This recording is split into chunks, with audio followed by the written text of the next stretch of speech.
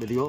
বিশ্ববাসীর জন্য, ভারতের জন্য, গ্রামবাসী, তোমার সব পরিবারের জন্য, রাজা কিছু না, তোমাদের কণ্ঠকাত বাবা, সব পরিবারের জন্য বাবা, তোমাদের বিবাহ দেওয়ার রোগ ব্যাধিতে দূর করে দিও। কৃষপাত ছাদ থেকে এসে দেখছি দুটো এখানে মিলে পুরো লন্ডভন্ড করে ফেলেছে। মশারিটা টাঙাবো এখন, তোজো তো এখানে ঘুমিয়েই পড়েছে।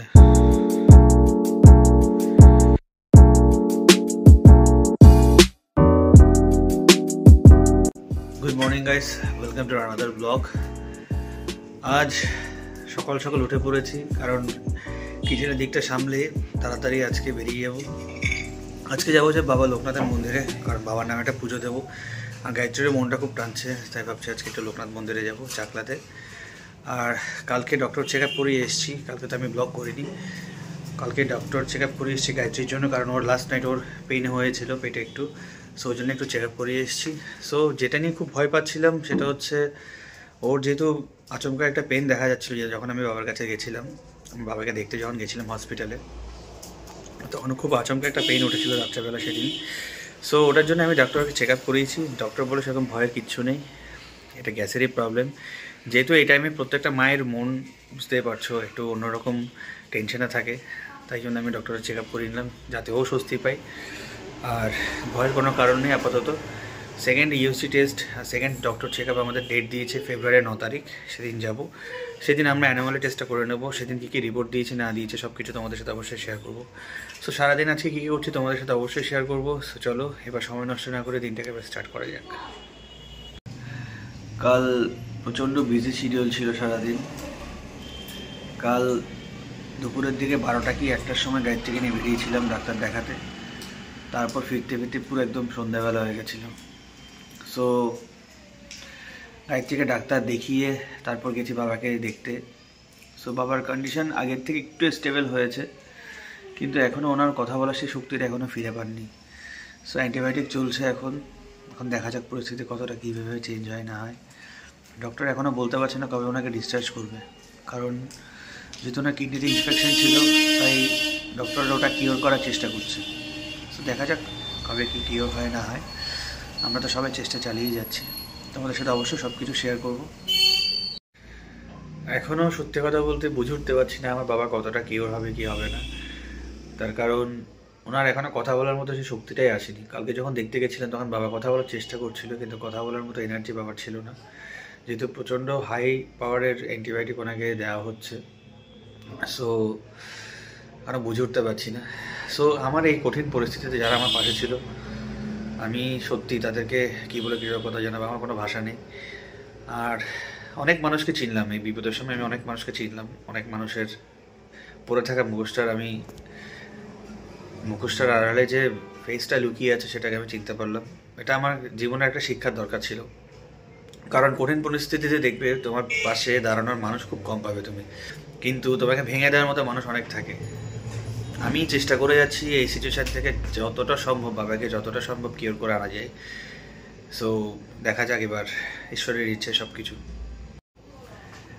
গায়ত্রীর একটা এদিকে এই অবস্থা, বুঝে উঠতে পারছি না নিজেকে কীভাবে ঠিক রাখবো। তাও যতটা সম্ভব আমাকে স্ট্রং থাকতে হচ্ছে আমার পরিবারের দিকে তাকিয়ে, তার কারণ ওদের মেন ভরসা হচ্ছে আমি। সো আমি নিজেকে যতটা সম্ভব নিজেকে ঠিক রাখার চেষ্টা করছি, আর আমাকে আমার পুরোনো কাজে আবার ফিরে আসতে হচ্ছে, তার কারণ জীবনটাকে তো এগিয়ে নিয়ে যেতে হবে। সো দেখা যাক বাবা কতদিনে সুস্থ হয়। তোমরা একটু প্রে করো বাবার জন্য, বাবা যেন তাড়াতাড়ি সুস্থ হয়ে আমাদের কাছে ফিরে আসে। কারণ সত্যি কথা বলতে মাকে হারিয়েছি অনেক ছোটোবেলায়, তোমরা তো নিশ্চয়ই শুনেছ, যখন আমি ছোটো ছিলাম তখন মাকে হারিয়েছি। আর এরপর থেকে আমার বাবাই আমার মা, আমার সব কিছু হচ্ছে আমার বাবা। সো যতটা সম্ভব চেষ্টা করে যাচ্ছি, যতটা সামর্থ্য আছে, যা কিছু আছে তা কিছু দিয়ে চেষ্টা করে যাচ্ছি যাতে মানুষটাকে অন্তত ফিরিয়ে আনা যায়। ডেলি চেক আপে যাচ্ছি, ডক্টরের সাথে দেখা করছি, কি বলছে না বলছে। এবার বাদবাকিটা তো উপরওয়ালার হাতে। তবে বাবাকে আগের থেকে একটু স্টেবল দেখতে পাচ্ছি, চোখগুলো খুলে দেখছে, আমাদের সেন্সও এসছে ওনার, কিন্তু ওনার সেই কথা বলার মতো এনার্জিটা পায়নি, যেহেতু উনি স্ট্রোক করেছেন। সো ওই জন্য কথা বলার মতো এনার্জিটা ওনার পুরোপুরি আসেনি। সো এবার দেখা যাক, ডক্টর বলেছে এটা অনেকটা সময় সাপেক্ষ ব্যাপার, ট্রিটমেন্ট তো চলবেই ওনার। এবার কী হচ্ছে না হচ্ছে সেটা আমাদের তদারকিতে রাখতে হবে।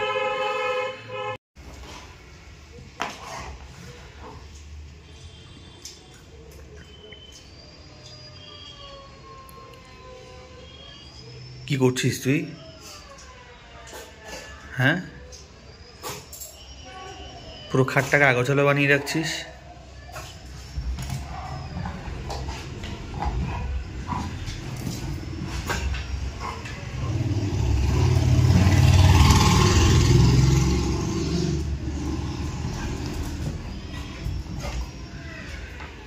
কি করছে দুটো মিলে সকালবেলা?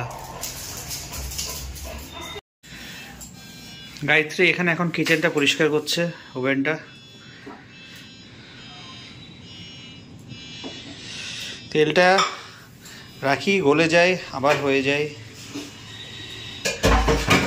শক্ত। এখন শীতকাল যেহেতু, তাই তেলটা বারবার জমে যাচ্ছে, এই জন্যই ওভেনের পাশে রেখে দিয়েছি যাতে একটু গলে যায়, আবার সেই ড্রাই হয়ে যাচ্ছে। এখানে গায়ত্রীর জন্য নিয়ে নিয়েছি এখানে ফ্রুটস, ডালিম আর পেয়ারা। আর এখানে তোজোপোকোদের জন্য যেহেতু চিকেন করব, তাই চিকেনটা এখন ফ্রিজ থেকে বার করলাম, এবার জাস্ট করে নেব। মাঝের মধ্যে মনে হয় যে সময়টার মধ্যে দিয়ে এখন আমরা যাচ্ছি, সে সময়টাকে রেখে দূরে কোথাও পালিয়ে যাই। কিন্তু কি করব, আমরা যে সবাই প্রকৃতির দাস, তাই যা কিছুই হচ্ছে সব কিছু মেনে নিতেই হবে এবং মেনে নিয়ে তার সামনের দিকে এগিয়ে যেতে হবে। আমি যখন খুব একাকিত্ব অনুভব করি, তখন আমি গায়ত্রীকে নিয়ে ছাদে চলে আসি। তখন মনে হয় না আমার ফিউচারে যিনি আসতে চলেছেন তাকে দেখে অ্যাটলিস্ট আমি অনেকটা ভালো থাকতে হবে। ছাদ থেকে এসে দেখছি দুটো এখানে মিলে পুরো লন্ডভন্ড করে ফেলেছে সব কিছু।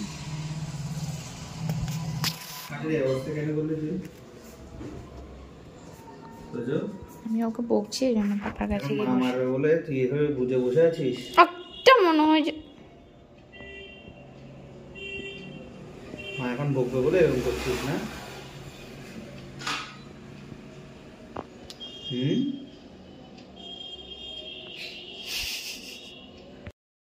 ছাদে যাওয়ার আগে এখানে শাক আর ডালটাও বসিয়ে দিয়ে গেছিলো, যেটা এখন হয়ে গেছে। এখনও ডিম পোচটা করছে। আজকে জাস্ট দুপুরে সিম্পল এগুলো দিয়ে খেয়েই বেরিয়ে যাবো। সো আমাদের দুপুরবেলা লাঞ্চ হয়ে গেছে। আজকে অনেকটা তাড়াতাড়ি লাঞ্চ করে নিয়েছি, কারণ এখন স্নান টান করে তাড়াতাড়ি বেরিয়ে পড়বো। আমরা যেহেতু চাকলা মন্দিরে যাব, আজকে সিম্পলভাবে একদম খেয়ে নিয়েছি, জাস্ট ডাল আর শাক ভাজা আর ডিম পোচ, এটা দিয়ে সিম্পলভাবে খেয়ে নিয়েছি। আজকে একটু সকালবেলা গেলে হয়তো বাবার মন্দিরে গিয়ে একটু প্রসাদ নেওয়া যেত, কারণ ওখানে সকালবেলা 9টা-10টার মধ্যে ঢুকতে হয়।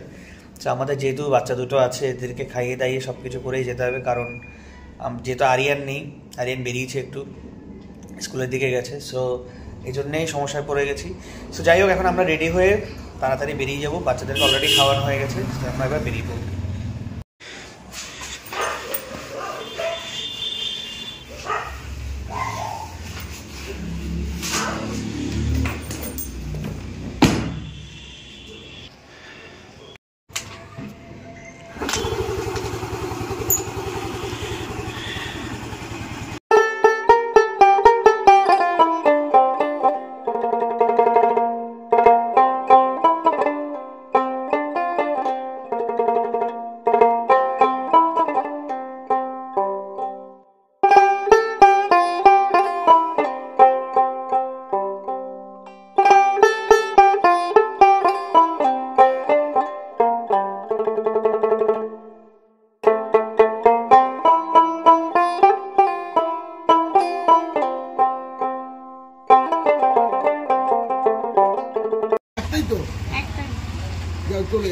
পুজো নিয়ে নিলাম, এখন মন্দিরে চলে এসেছি, এবার যাবো।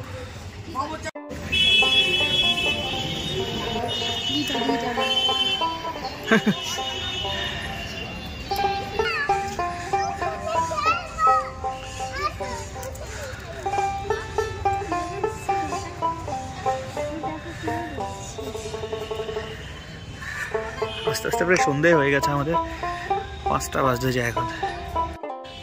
রোডে এত জ্যাম ছিল আজকে, পূর্ব লাগে মন্দিরটা।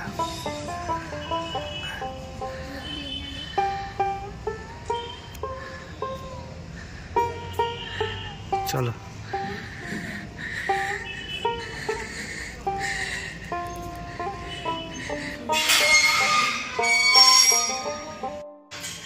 না আমার কর্তব্য। সব পরিবারের মঙ্গলার্থে লগ্ন অভয় চরণ পূজা কর্মহং করিষ্যামি অমৃত বস্তু অমশী সায় তস্মৈ মিষ্টদ্রব্যং ভগবতে লগ্ন অভয় না বিভবপদে বিনোদাপুন নাঙ্গ বিবর্ষ চতুর্বাসিত মহোদ্ভ চাঁদবা বিনোদ্ভ লগ্ন অভয় প্রসাদ আশীর্বাদ ঝোপটা মুখটা মাঠে যাবে।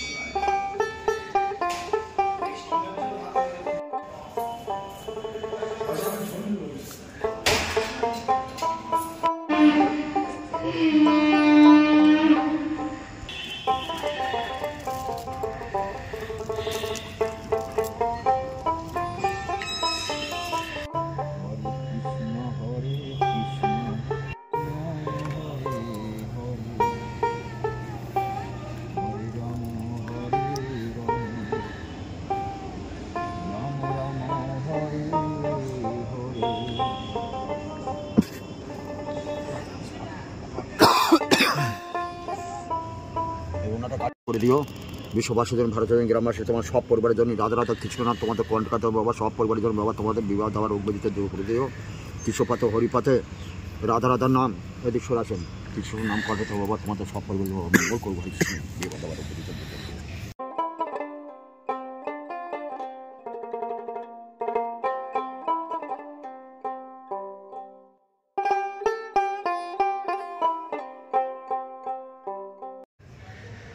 পুজো দেওয়া শেষ, এবার চলে যাব বাড়ির দিকে। অনেকটা ঠান্ডাও পড়েছে, প্লাস সন্ধে হয়ে গেছে আজকে আমাদের ঢুকতে ঢুকতে। সো চলো এবার গিয়ে একটু চাটা খাবো, তারপর বেরিয়ে যাবো। আমাদের গাড়ির লাইট দুটোই খারাপ হয়ে গেছে, আপার নিপার দুটোই। এখন এই গ্রামের রাস্তায় অন্ধকারে এখন ইন্ডিকেটর দিয়ে যেতে হচ্ছে। কিছুটা আলো আসছে, আবার কিছুটা পুরো অন্ধকার, যেমন সামনেরটা পুরো অন্ধকার একদম।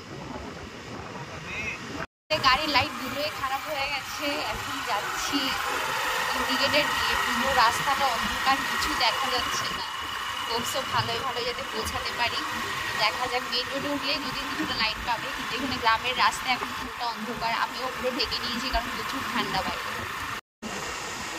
পুরো অন্ধকার রাস্তা।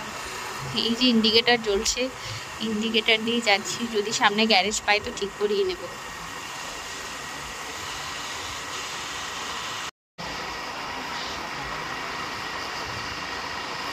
রাস্তা আসুন তারপর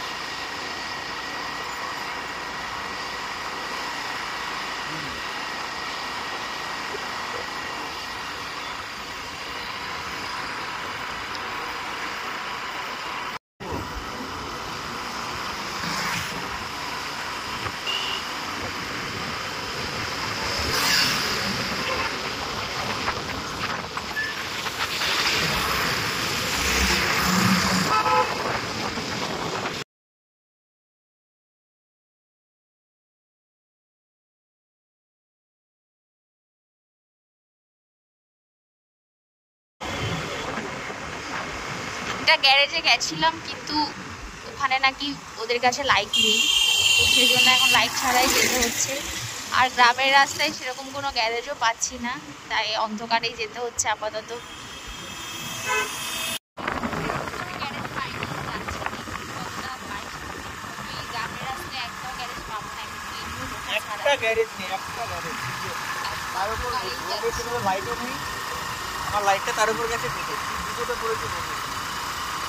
তোজো পোগোকে রেখে মন্দিরে গেছি। পোগো তো এগুলো করে না। তোজো পুরো আরিয়ানের রুমটা কি করেছে, প্লাস্টিক এনে, সব প্লাস্টিক। দেখো কি করেছে, পুরো বেড একদিকে, বালিশ একদিকে, বালিশ তো ওখানে ছিঁড়েই ফেলেছে, খাট একদিকে, মেট্রেস একদিকে, কি কোথায় কি করেছো নিজেও জানে না। চাকলা থেকে তো চলে আসলাম, আসার পর একটু জাস্ট চা খেলাম। চা খেয়ে এখন যাচ্ছি বাজারে দিয়ে, তার কারণ রাতে রান্নার জন্য সেরকম কোনো কিছু বাজার করা হয়নি। সো আজকে যাবো, একটু জাস্ট হালকা কিছু সবজি নিয়ে আসবো, দেখা যাক কি পাই না পাই। সো চলো এবার বাজারের দিকে যাওয়া যাক। যাওয়ার পথে এখানে ভোলা মাছ পেয়ে গেছি, তাই ভোলা মাছ নিয়ে নিলাম। আর নিয়ে নিয়েছি লোটে মাছ, মাছটা বেশ ফ্রেশ ছিল তাই জন্য নিয়ে নিলাম। এখন কেটে কুটে জাস্ট নিয়ে যাবো। সব বাজার নিয়ে আসলাম এখানে। আজকে ধনেপাতা, টমেটো, দুলালের তাল মিছরি একটা নিয়েছি, আর একটা ফুলকপি নিয়েছি, আর আলু, পেঁয়াজ, আর মাছটা তো তোমরা দেখেইছো। সব বাজারগুলো নিয়ে এসেছি। এবার ভোলা মাছটাও রান্না করবো, প্লাস লোটা মাছটাও এখন রান্না করবো।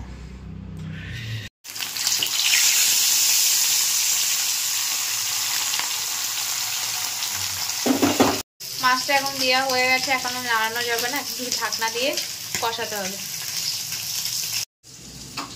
অতুলনের খুব কাশি হয়েছে, তাই তাল মিছরি নিয়ে এসেছি। এটা খুব ভালো কাশির জন্যে, দুধ দিয়ে খেলে খুবই উপকার দেয় এটা, তোমরাও ট্রাই করতে পারো অবশ্যই। আর এখানে তাল মিছরির উপকারিতা বা ব্যবহারগুলো লেখা আছে। কি লেখা আছে?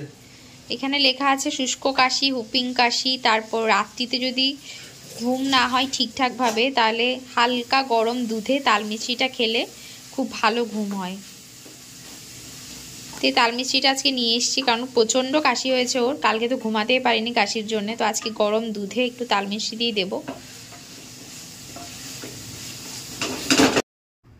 ফাইনালি এখানে মাছগুলো রান্না হয়ে গেছে, লোটে মাছও হয়ে গেছে, ভোলা মাছও হয়ে গেছে। সো এবার ডিনারটা করে নেব। ফাইনালি এখন ডিনার করে এখন জাস্ট শোবো। সারাদিন আজকে অনেক পরিশ্রম হয়েছে, আর তাছাড়া যা বিপদে পড়েছি আজকে, সেখান থেকে যে বেঁচে ফিরেছে ঠিকঠাকভাবে গাড়িটা সুস্থভাবে চালিয়ে গাইত্রীকে নিয়ে, সেটাই অনেক। তার কারণ এরকম একটা বিপদে পড়বে আমি কখনো ভাবিনি। যাওয়ার সময় কিন্তু গাড়ির লাইট সব ঠিকঠাক ছিল, কিন্তু ফেরার পথে হঠাৎ করে লাইটটা কেটে যায়। সো তোমরা তো দেখেইছো কি একটা বিভৎস রকমের একটা এক্সপিরিয়েন্স হলো, বাজে রকমের। আর এতটাই ব্যাড লাগ আমার, আমি কোনো রাস্তার মধ্যে কোনো গ্যারেজও পাইনি যে গাড়িটাকে রিপেয়ার করিয়ে নেবো, হেডলাইটটাকে। সো যাই হোক, সুস্থভাবে মায়ের আশীর্বাদে চলে এসেছি, পুজোটা দিয়ে সুন্দরভাবে। এখন খাওয়া দাওয়া হয়ে গেছে, এবার শুয়ে পড়বো। এবার বিছনাটা গুছিয়ে জাস্ট আজকের মতো শুয়ে পড়বো। মশারিটা টাঙাবো এখন, তোজো তো এখানে ঘুমিয়েই পড়েছে।